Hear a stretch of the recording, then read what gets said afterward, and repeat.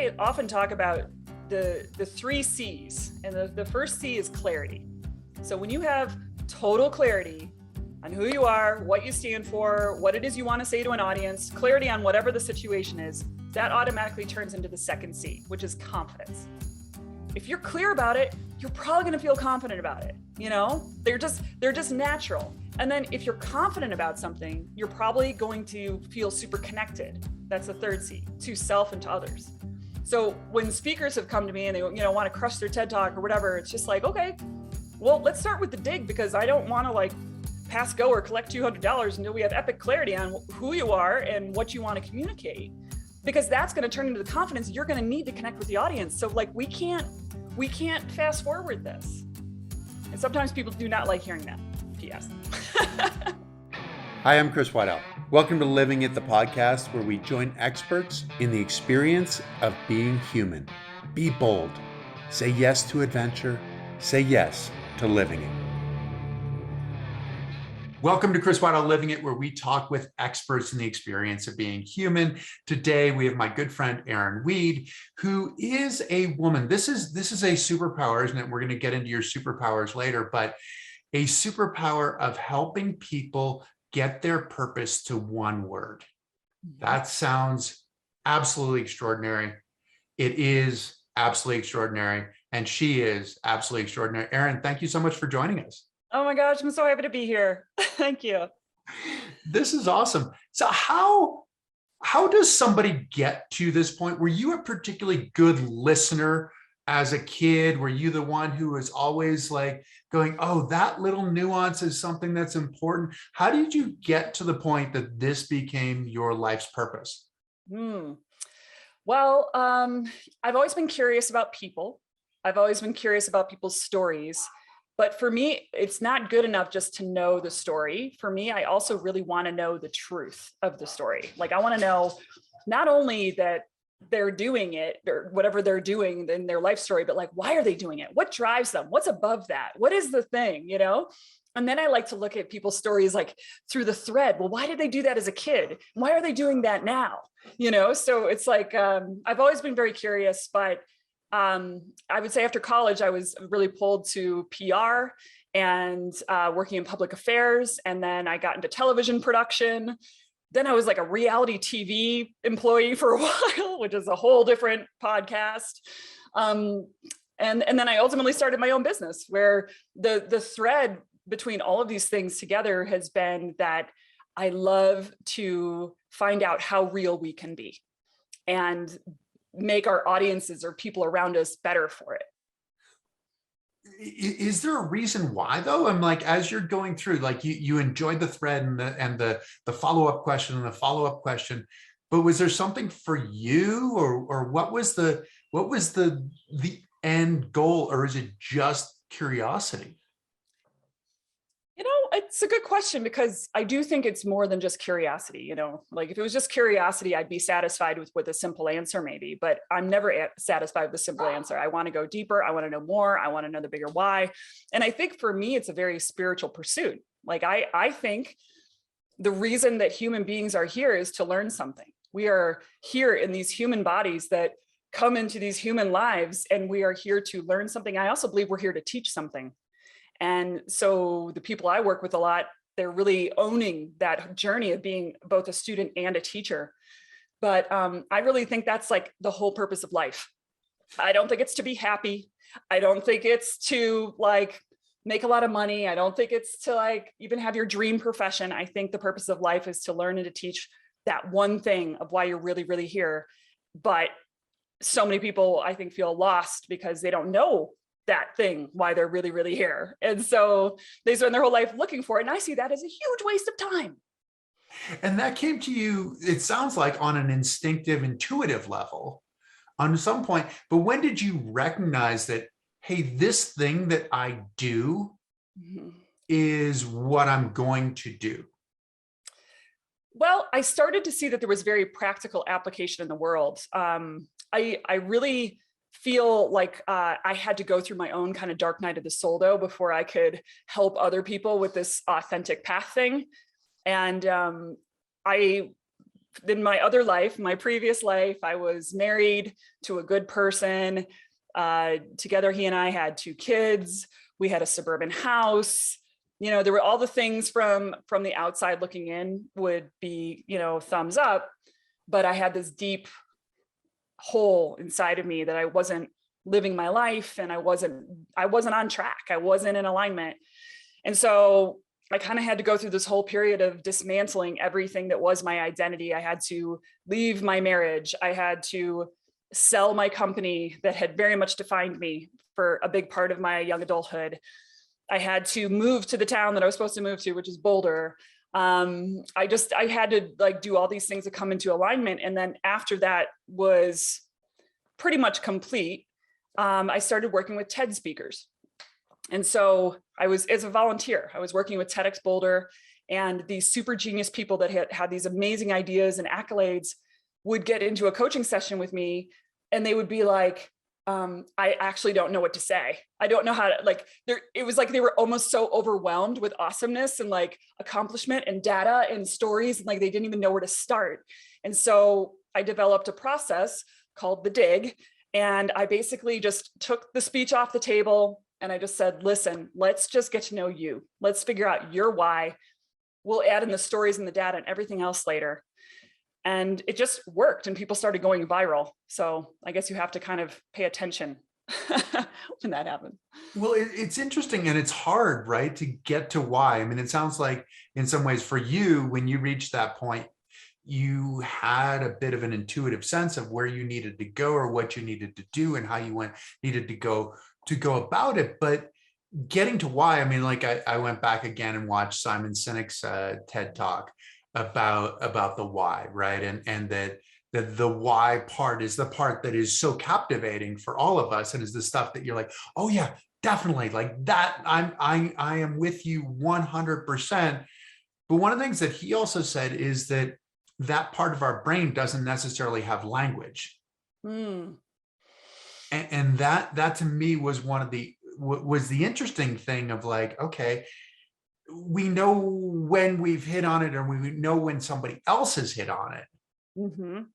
But for us getting there, and this is the mapping that you're talking about, and essentially almost like helping to pull this out of people with the dig. How did you come up with the strategy of the dig, which in some ways is almost like it's distracting the person from the actual answer that they're trying to give you? Yeah. If that makes sense. It's certainly distracting them from the anxiety that they feel about the answer they feel they should give you. Right. And I think that's half the battle. Like when we're trying to create something, we just have to get out of our own way. And I will tell you, there is nothing like that feeling of being seen for who you really are. And I knew that these TED speakers that I was working with, this was back in 2012, like 10 years ago. I knew that even though they had all these accolades and successes, that maybe they just hadn't been fully seen. And so I felt like, hey, if I just interview them about their life, if I just interview them about what's important to them, about the stories that have defined them, I'm probably going to start seeing patterns emerge. And sure enough, as I interviewed them about their stories, some of which had absolutely no intention of going into a TED Talk, but what I was able to start to see as I was hearing childhood stories, young adulthood stories, full-on adulthood stories, professional stories, personal stories, I started to see that there was always this operating system running in the background.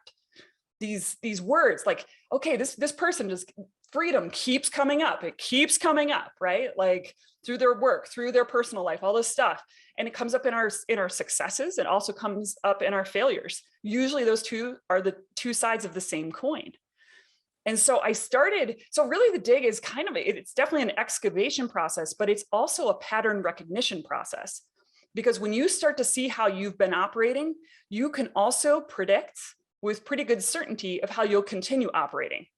So then the challenge, this whole like personal growth thing, and I actually think it actually becomes about alignment, not about growth. It's about alignment to come more and more into alignment with who you are. Alignment with who we are. Mhm. So there's a lot in there, right? I mean, because Mhm. one, it's the words and the words that keep coming up. It's the sense of alignment, and it's also trying to figure out, in some ways, maybe is it having the courage to actually own those words, and own might not be the right word, right? I mean, that sense of being okay with who you are is, I mean, which is different than owning, but it still takes as much courage to be able to display that to the rest of the world. How, I mean, because you're like, I mean, you're cataloging this stuff, you're part therapist in some ways. Pretty much, yeah, pretty much.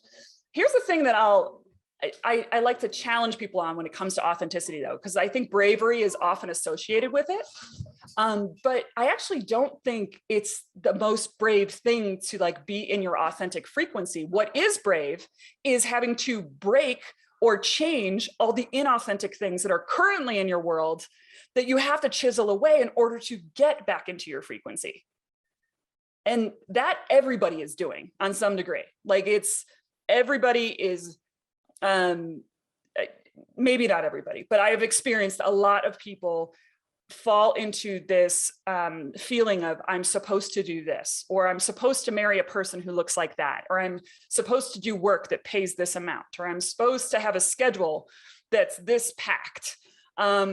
And then if you step back and be like, well, what's actually my frequency here? What's my authentic, energy level?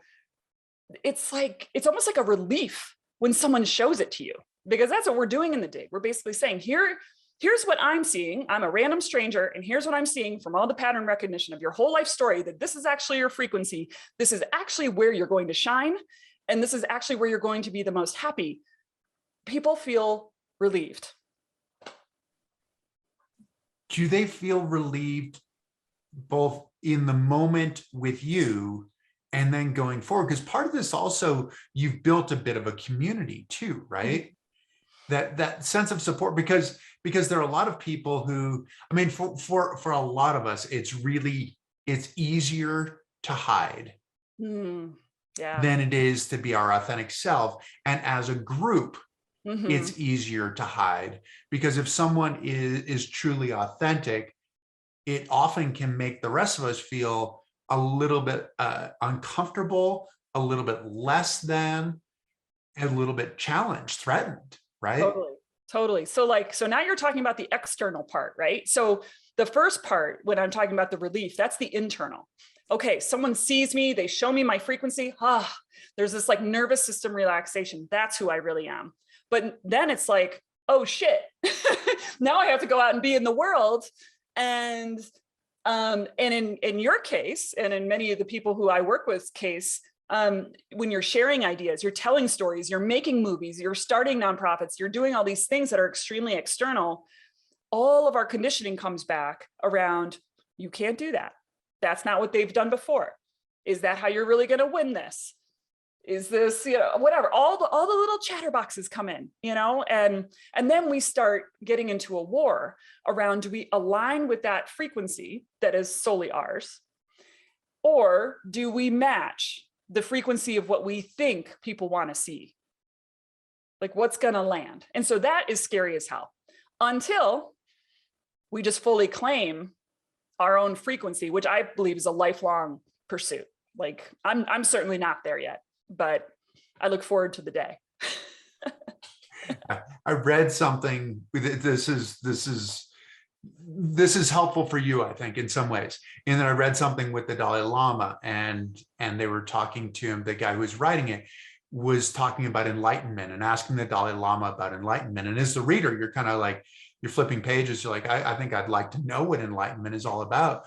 And the Dalai Lama said, enlightenment's the top of the mountain, and I'm on the mountain. I'm not there yet, but I know that I'll get to the top of the mountain.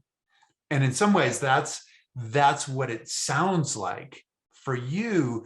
But the question is, in some ways, what's the end product? The end product of being aligned, of being authentic. What does that give you versus the other side of, I mean, calling it inauthentic is not necessarily the most flattering term, right? But not as realized potentially, Right. or circuitous or whatever. I love that question. What does it get you?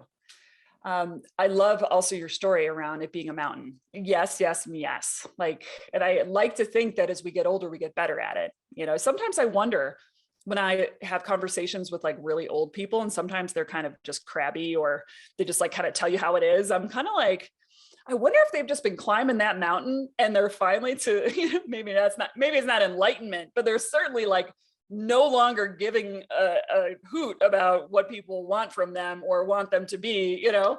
So there's a part of me that's always like, huh, that's pretty cool. But the end goal, I think, is freedom. Is freedom. Like to be free to be who you really are. Ugh, like who doesn't want that? You know? Well, you're not wasting all of your energy Right. trying to be something that you think you're supposed to be, but you're not exactly sure what you're supposed to be.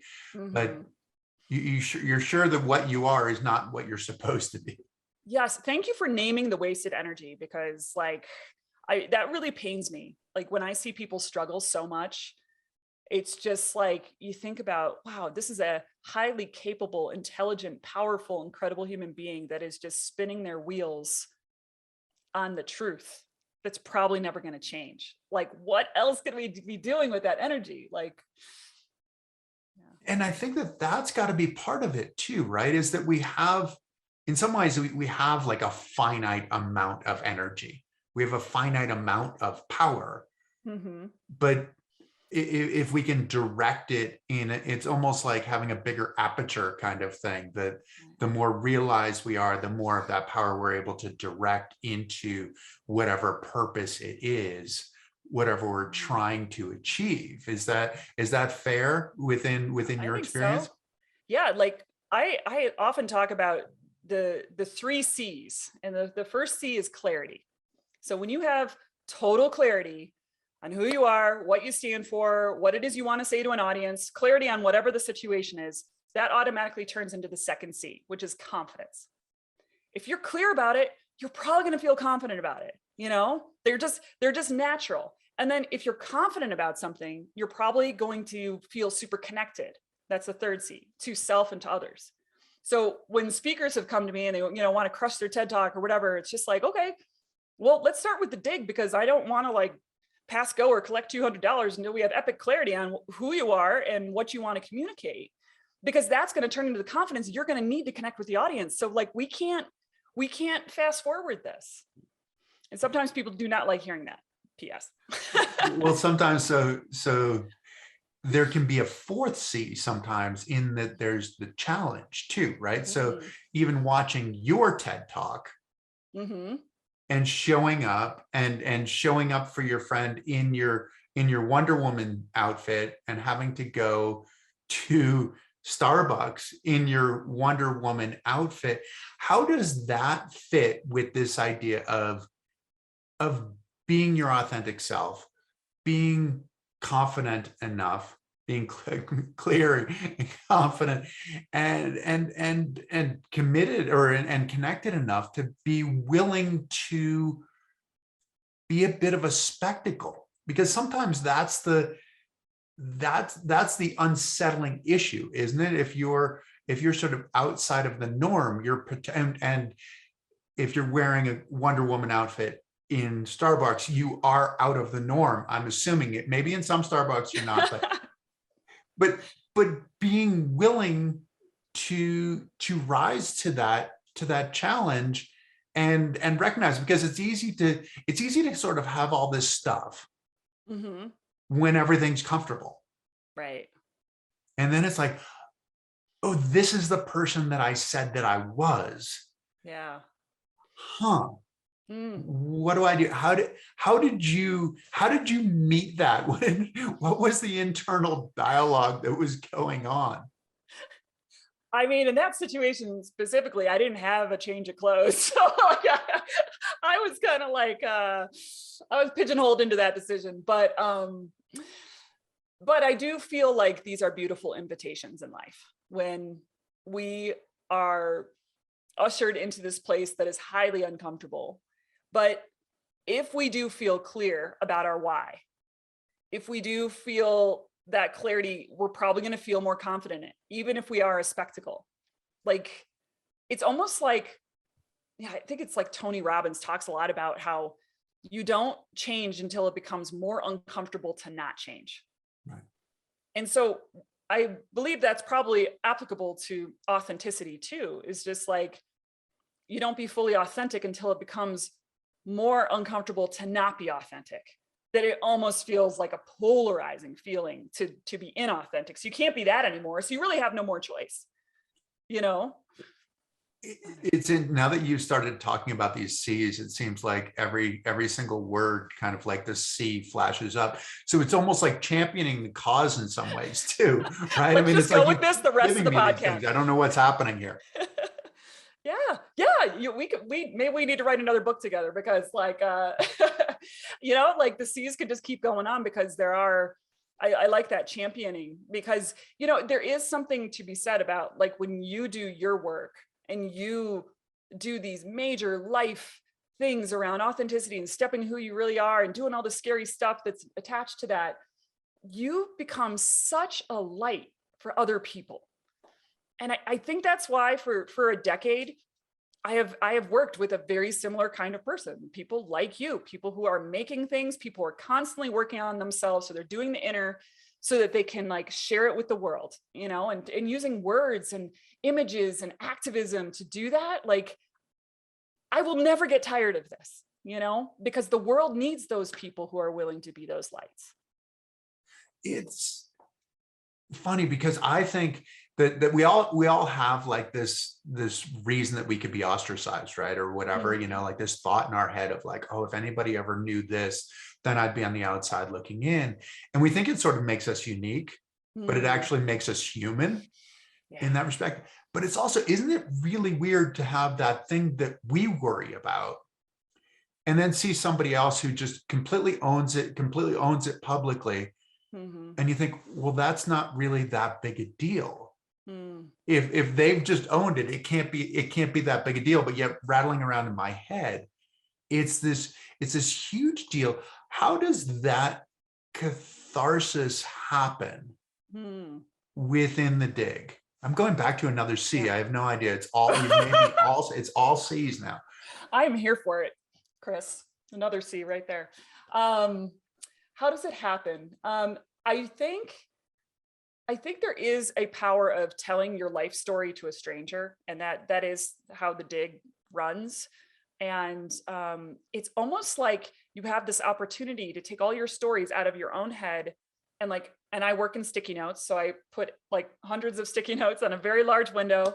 Even when I work with people virtually, I now have virtual sticky notes, but there's something cathartic about taking it out of your head, putting it on a sticky note and getting it up there, like getting it up on the glass. It's almost like you're free from it living in here solely. And now it's like you and another person can like look at it together and be like, you know, and create some sense to it. And some like, I see a beautiful rhythm with people's operating systems, like just how their words show up in their life. It's constant. It's in, when we go back through a life story, you see so much proof. Like one thing that kind of bothers me about a lot of authenticity work and spiritual work and is like, I have a brain where I like data. I like proof. I like research. I like facts, you know, because I value truth. And like when something's too fluffy, I don't like it. But when you look at your whole life story and you see this data repeating over and over again, it's almost like undeniable. So when you're asking about how do you really claim that? How do you really own that?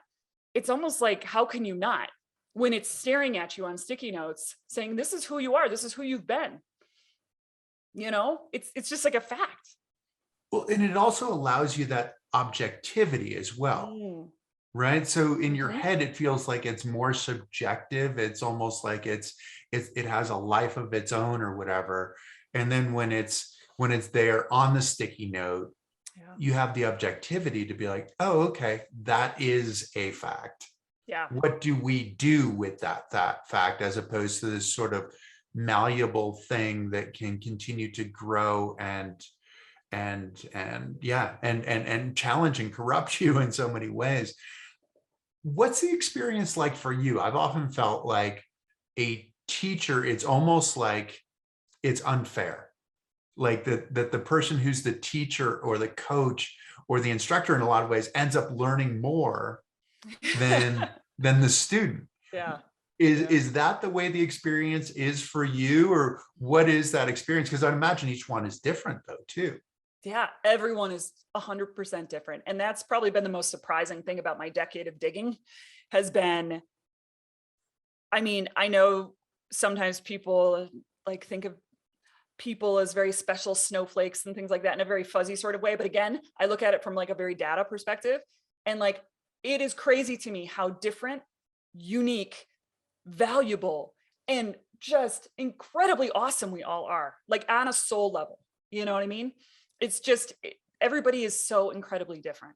It's actually mind blowing to me. In fact, I've done about 1,000 digs so far, and I've had quite a few people that have had repeat dig words. So we have like, I call them dig twins, and sometimes I introduce them to each other because they're just immediately going to get along. They're in their own frequency, but even though they have the same word, their whole vibe is completely different. Like their whole operating system of what makes them tick is completely different. And I think that's just what keeps me so inspired by the work.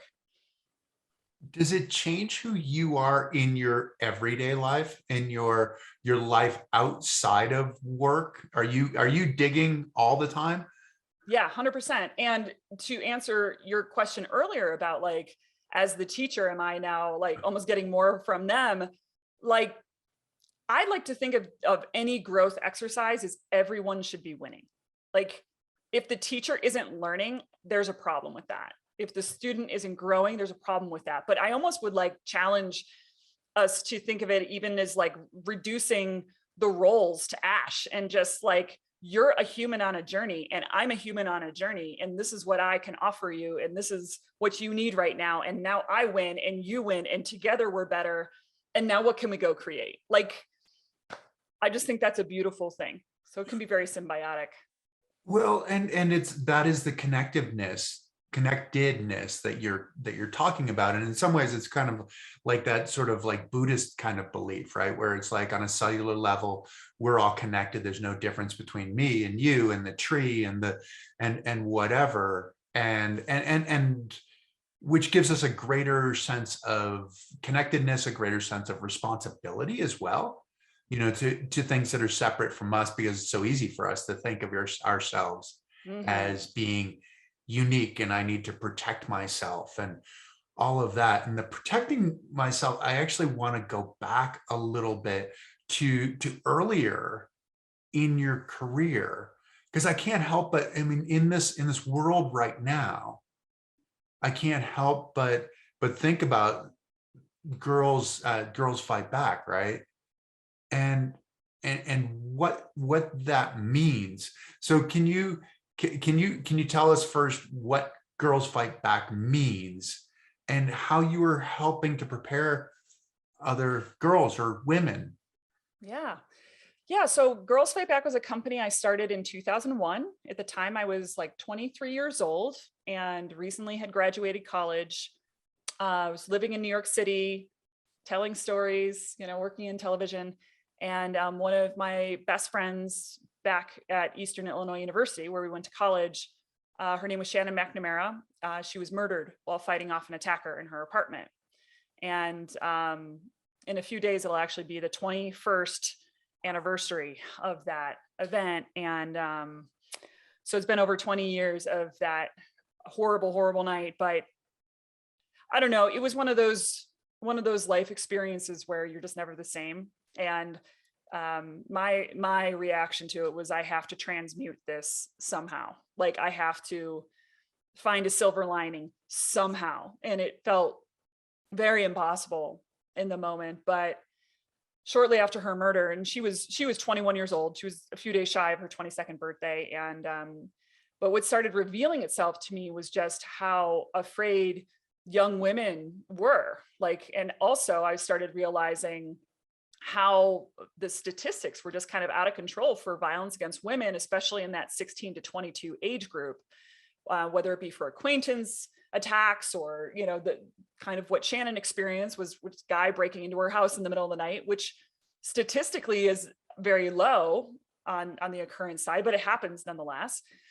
And I just started realizing that myself as, a young, recently graduated former sorority president, maybe young women would listen to me better than, say, like a campus cop or something. Maybe if I could train myself to get the internal experience of getting some truth around my safety and my self-protection, then maybe I could share that with other people. And so I went on a whole journey to just study with like the most incredible badasses in the world. Like we're talking like Marine Corps, NYPD, martial arts, Krav Maga, all the things. And I just kept getting all these certifications. And then a day came where I was like, all right, I want to pay it forward. And so I actually went back to the university where Shannon was murdered, our university, and I taught a Girls Fight Back seminar, which is a 90-minute one-woman show that basically teaches the fundamentals of preventing violence or reducing the risk, intuition, learning to trust it, and then also physical self-defense techniques in a worst-case scenario where you have no other choice. And so I taught this in a ballroom to 1,000 women, and they loved it. And I ended up getting signed by a speakers bureau. And before you knew it, I was like a professional speaker on tour, traveling the country, speaking at all these colleges, teaching women to be safe and strong. And so that was a 12-year journey of, developing a program, whittling down a message to be so authentic and true and it could resonate with thousands of people at once. And then ultimately training other speakers to give the presentation and scaling internationally. And then I ultimately sold the company in 2013. And it continues now. Mm-hmm. How similar are these two things? I mean, one is about your physical protection, but also your mental preparation for your physical, mental, emotional protection, I guess. And then looking at the dig and empowering somebody to be their authentic self. In some ways, it seems like there are definitely some parallels. What are the connections between the two of those? The connection is the authenticity, because I remember the night after Shannon was murdered, me and a bunch of my sorority sisters were sitting around a campfire in my parents' backyard, and we were just trying to process everything that had happened. And as the night went on, though, we started trying to figure out how we're going to live in this world with this kind of violence. And this time, this guy hadn't been caught. So it was just like a very scary situation. But I started hearing like my closest friends, these young, amazing, brilliant, powerful women, just say things like, you know what, I was going to go on a across the world trip and backpack Europe, and I'm not doing that anymore. It doesn't feel safe. Or, oh, I was going to break up with my boyfriend, but it would mean that he would have to move out of the apartment. I'd have to sleep by myself. Or, I mean, just went on and on and on, like all these like inauthentic choices that we're making simply to stay alive.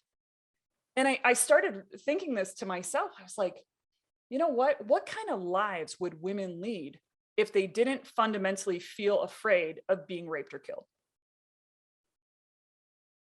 And if you ask that to a lot of women, they probably might tell you a few things they do differently. Wow. I mean, that's a really big question. And I mean, it affects every single thing you might do with your life. On one side, you have sort of this side of survival, Mm-hmm. of like this, it is purely about survival. Mm-hmm. And on the other side, on the authenticity side, on the dig side, you have more of what I think of is almost the comfort. And that's the dilemma in some ways of like, I can be authentic tomorrow. I don't have to do it today, or but it is continuing to push that forward. Like how does that, how do you meet that challenge? Because even I look at like what you've done with some of your art, where you've worked in words, you've worked with people, and then you move into a different genre Mhm. where there's no guarantee of success by any means. There is only a guarantee that you will be stretched. Mhm. But is that part of it? Is that part of the intoxication almost in some ways of like continuing to push forward, continuing to keep it real, Mm. even when it gets a little bit comfortable? Yeah. Wow. I really hadn't thought about that. The art playing into it so much, but I think there's just like always more to uncover.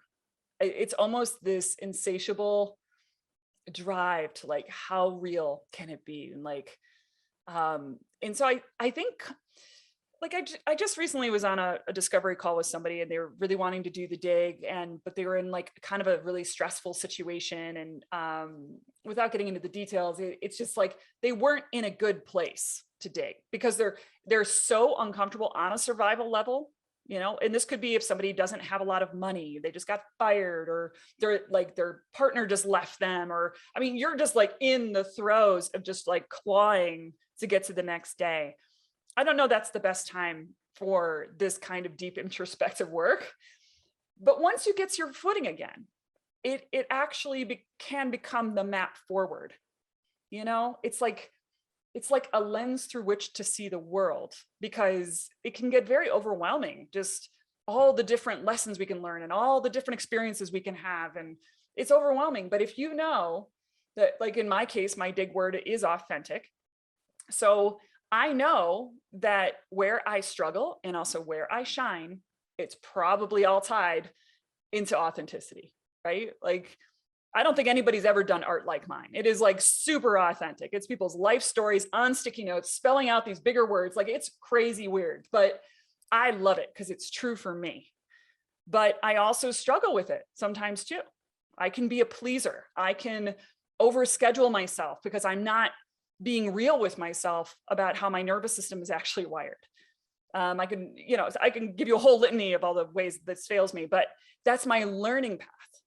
I can get better, but it's through this lens of authenticity, which is different than yours. Like you're not, yours isn't that word. I don't know if you want to share it, but Mine is bold, right? It yeah. is, and it's funny because in some ways you're talking about authentic, mine is bold, and in some ways it means something relatively similar, you Yeah. know, of like Yeah. sort of the idea of being willing to sort of strip yourself naked kind of thing, Hmm. to say this is who I am. Hmm. And it's a bit of a um it's a bit self-correcting in some ways, I guess, Hmm. if you're aware of it, right? That you come back to it and go, oh, right. That's what I've committed to. That's the person that I am. And I've deviated from it. And it brings me back and goes, okay, this is centering and moving forward. Hmm.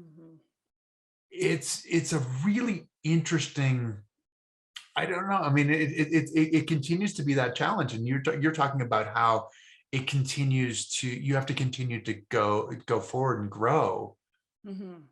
as we get older. There is that part of us that feels like, but shouldn't I get to some point where it's okay? Yeah. Well, and I do think that we get to these points. Like, I almost think of it as like I've never climbed mountains like you have, but like I like to think that if I was to climb a mountain, there would be like little, what do they call them, plateaus or something, Little like little plateaus, sure. little Yeah. rest areas. um, so it's like you climb, you climb, you climb, and then you get to a stopping point, and you set up camp, and you just like be there for a while, right? Like I like to think of this journey as being similar. You don't really want to go back down and lose the footing you just did. So that's always unappealing. But you might not be ready to go up either. And I think it's totally okay to just take a break. The mountain is such an interesting metaphor because Yes, there are. I mean, I climbed Mount Kilimanjaro, and yes, there are times that you kind of reach a plateau or a flatter. I don't really remember those. I mean, it did just seem like it just kept going and going and going, and that Oh. you could stop whenever you wanted to. Hmm. You just had to get going again Yeah.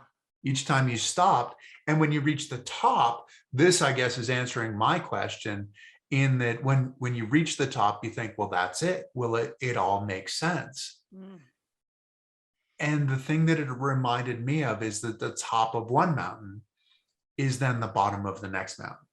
Mm. And Yeah. you get to it and you're like, oh, yes, we're here. And it's like, yes, you're here. And what are you going to do now? Mm. And it gets Yeah. to be that challenge. It's been 10 years for you doing the dig project. What are you going to do now? What's kind of the next challenge? Well, the next challenge is writing the book. I don't have the attention to write like a whole real book, like a long book. So I write tiny books, which are 20,000 word, if you read Seth Godin stuff, I love his books. Like you can read them in a flight, and that's really all I got to say, right? You can apply it for the rest of your life, but like what I have to say is can fit into 20,000 words. So I'm writing a few of these tiny books for some of these systems to help people get the clarity, get the confidence, make the connections. And yeah, so that's the main thing. And my reason for that is I want to train facilitators. I see this kind of work, these kinds of systems, as being just an add-on to the genius that all these people are bringing out in the world, whether you're a graphic designer or an executive coach or an entrepreneur, who cares? Like, it's like, if you really know how to be more authentic and you know how to help others up that mountain too, it just flows better. It's a more enjoyable journey. And by the way, like, sometimes I wonder, maybe mountain wasn't the best metaphor for me to bring up, because like I almost think of this as like a very expansive kind of thing. Like, just like how an atom works, right? Like it's just, maybe it's not so like, maybe it's more of a human thing to think of it as like there's always got to be an end, or there's always like a success point. And what if it's never ending? I know that makes the ego just like spin out, but like, what if this is just never ending? What if we're just always evolving, and every challenge and joy is an opportunity to step more fully into who you are? And it's just like, I don't know, what if that's just it? It's a good question, and especially you're moving into a different medium as well. Usually you're in the position of asking questions and helping to guide or at least probe in some ways. Mm-hmm. Uh, what's that process like when you take it from the questioning part to then the writing part, which is Mm. which is a bit more definitive and a bit more concrete than the questioning, which can seem like it can go in almost any direction? This is taking that and synthesizing it. What's that process like for you? Is it a challenge? Um, Not really, because I'm just going to tell people stories. Like I'm going to present the information. Here's what I do. And you're right. The questions that I might ask people in a dig session are never the same questions, but they, I'm more concerned about where the questions could lead us than what the questions are. And really what I want to know, I want clarity. I want clarity about who you are. And I want clarity about your truth from three places. I want your intellectual truth, so like facts that are undisputably true. I want emotional truth of what you have felt throughout different phases of your life. And I want like desire-based truth, like what you really want, what you've believed that would be better in this world. And if I can ask any question to get to those responses, then we're probably going to get you to an operating system and a word that can best encapsulate you so that you can move forward and just feel aligned. Well, which is absolutely spectacular and an amazing gift to Mm. give to so many people out there. And it's also, I think it's cool. I mean, you've said that you write these little books, but they're easily digestible too, which I think in some ways is so helpful for all of us, just in that we can digest it, we can think about it, we can apply it without sort of going through a month-long process of getting all the information in. Right. Yes. That's the joy in it, is when you can actually see an immediate impact in your life. I don't want just navel gazing that has no practical application in the world. I have too much Capricorn in my astrological chart to be okay with that. So Erin, where can people find you? they can find me at erinweed.com. erinweed.com. Or and at Erin Weed on any social media thingy. it all works. Perfect. Well, thank you so much for joining us. Good luck with the books this summer. Good luck with all of the other directions that you might take in during the summertime. But thank you so much. I really appreciate it. Thank you, Chris.